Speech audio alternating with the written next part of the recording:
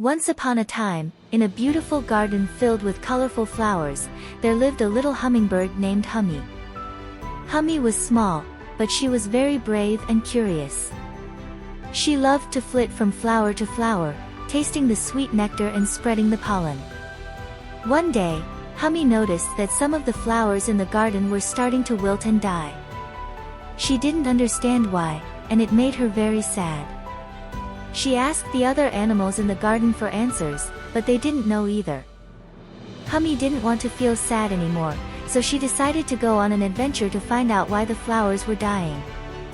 She flew high in the sky, over mountains and valleys, until she came to a great big tree in the middle of the forest. In the tree, she found a wise old owl who knew everything about life and death.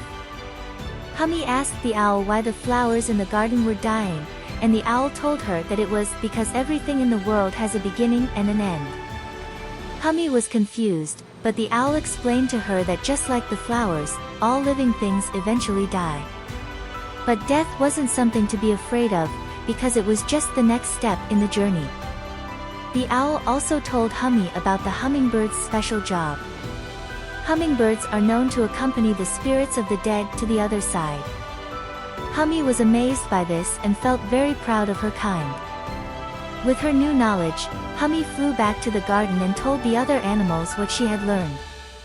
She also explained to them that death was a natural part of life, and that we should cherish every moment we have.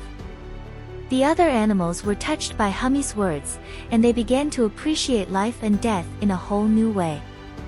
They no longer felt sad when the flowers died, but instead, they celebrated the beautiful life they had lived.